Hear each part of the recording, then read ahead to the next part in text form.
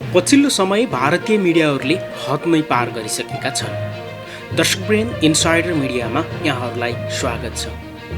म विष्णु छेत्री।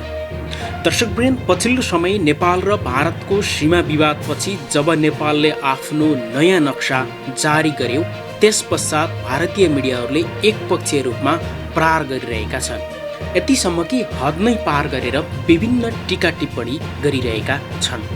नेपाल र भारतको सेना कति भन्ने विषयमा समेत तुलना गर्न थालिसकेका छन्। भारतीय मिडियाहरूले एक किसिमको युद्ध नै सुरुवात गरेका हुन् कि जस्तो देखिन्छ। यसै क्रममा नेपाली काङ्ग्रेसका नेता तथा प्रतिनिधि सभाका सदस्य डाक्टर मिनेन्द्र रिजालले भारतीय एक टेलिभिजन बहसमा चीनको उत्साहमा नेपालले नयाँ नक्सा जारी गरेको भन्ने भारतीय पक्षको आरोपलाई ठाडो खण्डन गरिदिएका छन्। नेपाल भारत सीमा विवाद र नेपाल सरकारले जारी गरेको नयाँ नक्साका बारेमा केन्द्रित बहसमा डाक्टर रिजाल र भारतको रिपब्लिकन टिभीका सेलिब्रिटी पत्रकार अमर गोस्वामीसँगको उक्त बहस अहिले सामाजिक सञ्जालमा भाइरल भइरहेको छ। डाक्टर रिजालले प्रश्नकर्ताले सोधेका प्रश्नको जवाब हक्की, राष्ट्रभक्ति र निडर तवरले दिएको भन्दै सामाजिक सञ्जालमा उक्त भिडियोको क्लिप भाइरल भइरहेको छ। नेपालको सरकारले गलत कामहरू गरेकोमा विपक्षीय पार्टीको पनि समर्थन छ र भन्ने प्रश्नमा नेता रिजालले भनेका छन्, हजारौं विषयमा सरकारसँग हाम्रो विमति छ, तर सिमानाको विषयमा हामी सँगै छौँ। चीनको उक्साहटमा नेपालले नयाँ नक्सा जारी गरेको भारतीय पक्षको आरोपलाई उनले ठाडै खण्डन गर्दै नेपालको आफ्नो विषयमा कसैको उक्साहटमा लागू नहुने स्पष्ट पारेका छन्। पत्रकार गोस्वामीले संसारभरि चीन एक्लो भएको र त्यसैको निर्देशनमा नेपाल चलेको व्याख्या गरेपछि धेरै भूमिका नबादी प्रश्न सोध्न डाक्टर रिजालले सुझाएका छन्। डाक्टर रिजालले बहसका क्रममा प्रस्तुतालाई पटक पटक गलत व्याख्या गरिएको र पूर्वाग्रही भएको भन्दै सच्चिन सुझाव दिएका छन्।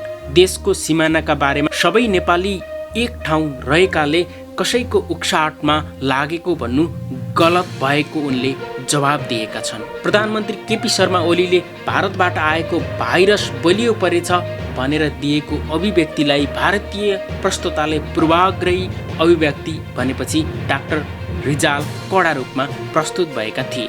बहसका क्रममा प्रस्तुताले चिनिया कोरोना भाइरस ठिक र भारतीय कोरोना भाइरस बेठिक भनेर ओलीले भनेको भन्दै विषयान्तर गर्न खोजेकोमा डाक्टर रिजालले ठाडै प्रतिवाद गरे। भारतीय मिडियाहरूले लिम्पियादुरा लिपुलेक कालापानी भारतको भएको भनेर व्याख्या गरेको र दुई देशका नागरिकहरूको सम्बन्ध बिगार्ने काम नगर्न र वार्ताबाट समाधान निकाल्न पनि डाक्टर रिजालले सुझाएका छन्। सीमा विवादका विषयमा बोलिरहेका बेला प्रश्नकर्ताले विषयमा फरक प्रसङ्ग जोड्न खोजेपछि डाक्टर रिजालले मेरो उत्तर सुन्नु, व्यक्तिलाई सम्मान गर्न नसक्नेले कसरी देशको सम्बन्ध राम्रो बनाउन सक्छ भन्दै प्रतिप्रश्न गरेका थिए। त्यस्तै मनिषा कोइरालालाई पनि भारतीय मिडियाहरूले खेदो खनेका छन्। एक रिट्विटका कारण अभिनेत्री मनिषा कोइराला पछिल्लो समय पुनः चर्चामा आएकी छन्।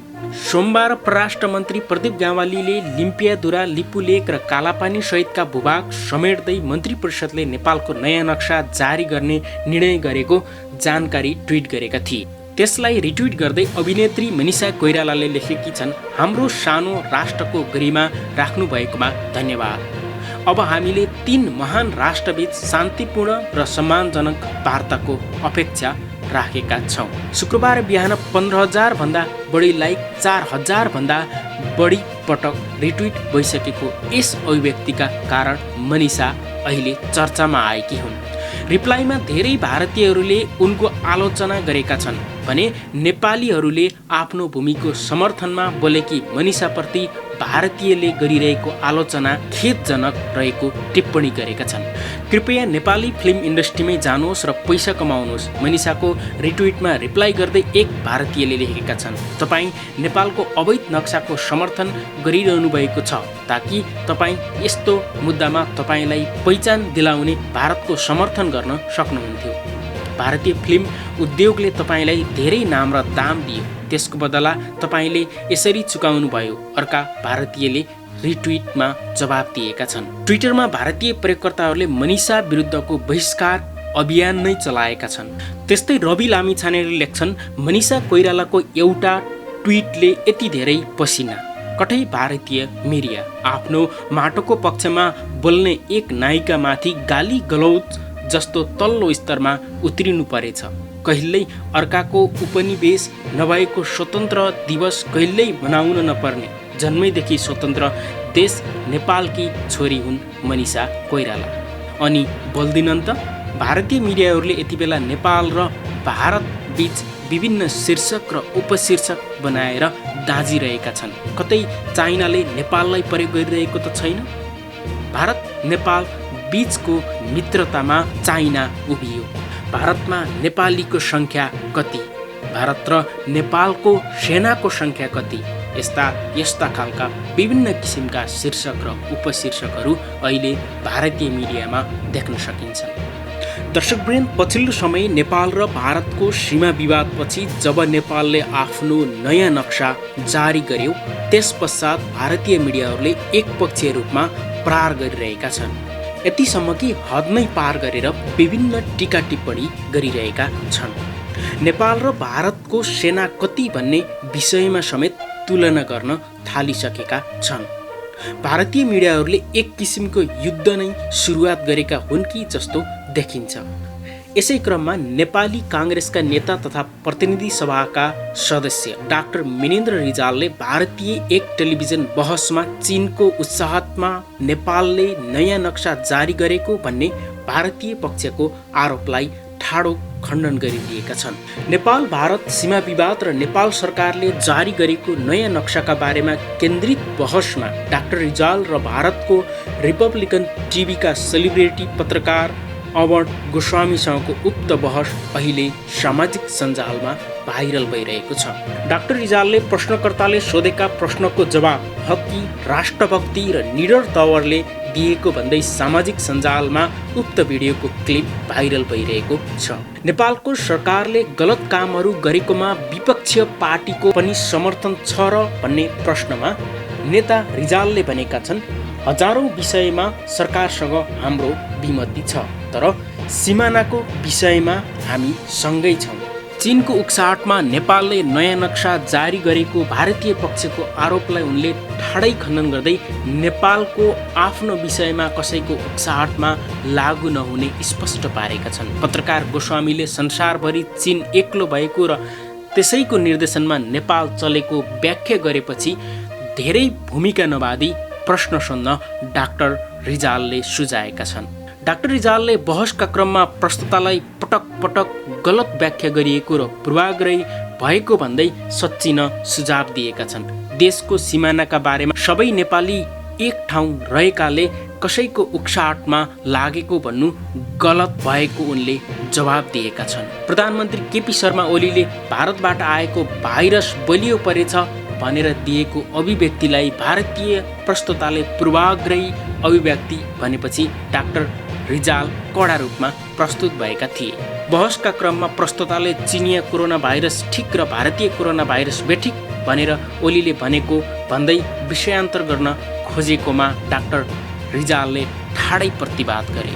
भारतीय मिडियाहरूले लिम्पियादुरा लिपुले कालापानी भारतको भएको भनेर व्याख्या गरेको र दुई देशका नागरिकहरूको सम्बन्ध बिगार्ने काम नगर्न र वार्ताबाट समाधान निकाल्न पनि डाक्टर रिजालले सुझाएका छन्। सीमा विवादका विषयमा बोलिरहेका बेला प्रश्नकर्ताले बिचैमा फरक प्रसङ्ग जोड्न खोजेपछि डाक्टर रिजालले मेरो उत्तर सुन्नु, व्यक्तिलाई सम्मान गर्न नसक्नेले कसरी देशको सम्बन्ध राम्रो बनाउन सक्छ भन्दै प्रतिप्रश्न गरेका थिए।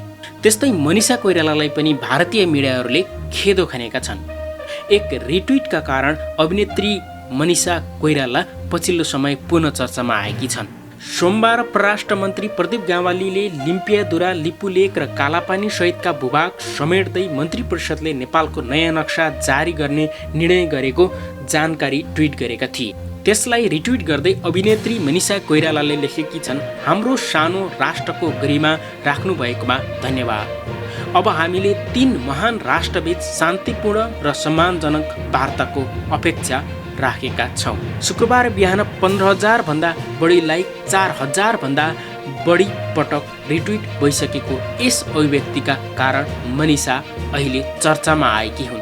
रिप्लाईमा धेरै भारतीयहरूले उनको आलोचना गरेका छन् भने नेपालीहरूले आफ्नो भूमिको समर्थनमा बोलेकी मनिषाप्रति भारतीयले गरिरहेको आलोचना खेदजनक रहेको टिप्पणी गरेका छन्। कृपया नेपाली फिल्म इन्डस्ट्रीमै जानुहोस् र पैसा कमाउनुहोस्, मनिषाको रिट्विटमा रिप्लाई गर्दै एक भारतीयले लेखेका छन्। तपाईँ नेपालको अवैध नक्साको समर्थन गरिरहनु भएको छ ताकि तपाईँ यस्तो मुद्दामा तपाईँलाई पहिचान दिलाउने भारतको समर्थन गर्न सक्नुहुन्थ्यो। भारतीय फिल्म उद्योगले तपाईँलाई धेरै नाम र दाम दियो, त्यसको बदला तपाईँले यसरी चुकाउनु भयो, अर्का भारतीयले रिट्विटमा जवाब दिएका छन्। ट्विटरमा भारतीय प्रयोगकर्ताहरूले मनिषा विरुद्धको बहिष्कार अभियान नै चलाएका छन्। त्यस्तै रवि लामिछानेले लेख्छन्, मनिषा कोइरालाको एउटा ट्विटले यति धेरै पसिना। कठै भारतीय मिडिया आफ्नो माटोको पक्षमा बोल्ने एक नायिकामाथि गाली गलौज जस्तो तल्लो स्तरमा उत्रिनु परेछ। कहिल्यै अर्काको उपनिवेश नभएको स्वतन्त्र दिवस कहिल्यै मनाउन नपर्ने जन्मैदेखि स्वतन्त्र देश नेपालकी छोरी हुन् मनिषा कोइराला। अनि बोल्दिनन् त? भारतीय मिडियाहरूले यति बेला नेपाल र भारत बीच विभिन्न शीर्षक र उपशीर्षक बनाएर दाजिरहेका छन्। कतै चाइनाले नेपाललाई प्रयोग गरिरहेको त छैन? भारत नेपाल बीचको मित्रतामा चाइना उभियो। भारतमा नेपालीको सङ्ख्या कति? भारत र नेपालको सेनाको सङ्ख्या कति? यस्ता खालका विभिन्न किसिमका शीर्षक र उपशीर्षकहरू अहिले भारतीय मिडियामा देख्न सकिन्छ।